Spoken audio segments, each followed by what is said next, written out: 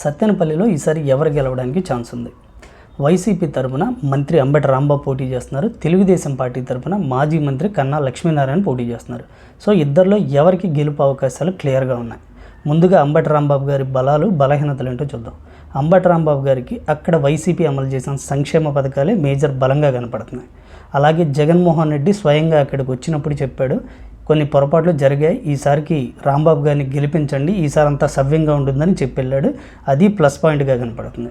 ఇక ఆయనకి మైనస్ పాయింట్ల సంగతి తీసుకుంటే ప్రభుత్వం మీద ఉన్న వ్యతిరేకత, అలాగే అక్కడ లోకల్ నాయకుల నుంచి అస్సలు మద్దతు లేకపోవడం.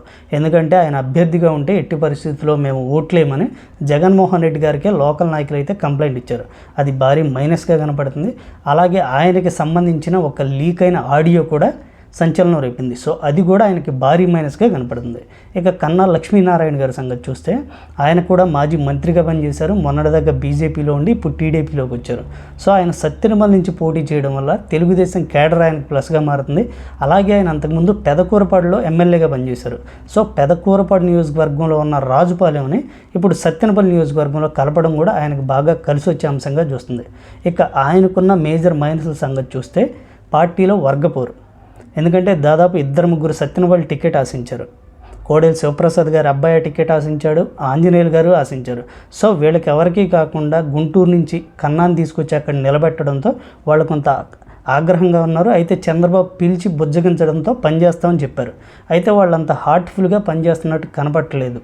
సో ఇది ఆయనకు మైనస్గా మారే అవకాశాలు కనపడుతున్నాయి. ఇక కుల సమీకరణాలు ఈ నియోజకవర్గంలో కీ రోల్ పోషించబోతున్నాయి. ఎస్సీలు దాదాపుగా 48,000 ఉన్నారు, బీసీలు 50,000 మంది ఉన్నారు, కమ్మ ఓటర్స్ 33,000 మంది ఉన్నారు, ముస్లిమ్స్ 30,000 మంది దాకా ఉన్నారు, కాపులు 22-23,000 ఓట్లు అయితే అక్కడ ఉన్నాయి. సో ఇద్దరు అభ్యర్థులు కాపులు కావడం, అలాగే ఎస్సీ ఓట్లలో మెజారిటీ వైసీపీకి పడడం, అలాగే మైనారిటీ ఓటింగ్లో మెజారిటీ వైసీకి పడడం అనేది ఇక్కడ జరిగే అవకాశాలు కనబడుతున్నాయి. కమ్మ ఓటర్లో మెజారిటీ టీడీపీకి, అలాగే బీసీలో మెజారిటీ ఓట్స్ టీడీపీకి పడే అవకాశాలు ఉన్నాయి. ఇక్కడ 22,000 ఉన్న కాపు ఓటింగ్ డిసైడింగ్ ఫ్యాక్టర్గా కనబడుతుంది.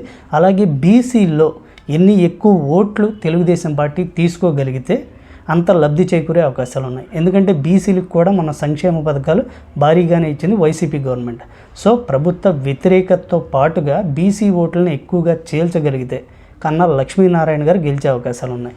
అలాగే జనసేనతో పొత్తులో ఉండడం వల్ల ఉన్న ఓటు బ్యాంక్ మొత్తం ఒకే వైపు కనుక పోలరైజ్ అయితే కన్నా గారికే విజయ అవకాశాలు ఎక్కువ కనబడతాయి.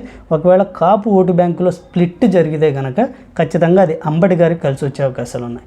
ఇక మండలాలు తీసుకున్న 4 మండలాల్లో 2 మండలాల్లో వీళ్ళు స్ట్రాంగ్గా ఉన్నారు, 2 మండలాల్లో తెలుగుదేశం స్ట్రాంగ్గా ఉంది.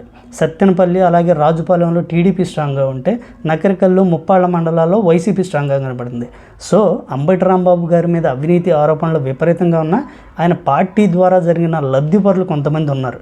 సో ఆయన ఓడిపోతాడు అనే టాక్ అయితే మొన్నటిదాకా నడిచింది. అయితే జగన్మోహన్ రెడ్డి అక్కడ సిద్ధం సభ చేసిన తర్వాత కొద్దిగా ఆయన అవకాశాలు పెరిగినాయి. ఓడిపోయే స్థాయి నుంచి పోటీలోకి అయితే వచ్చినట్లుగా కనపడుతుంది.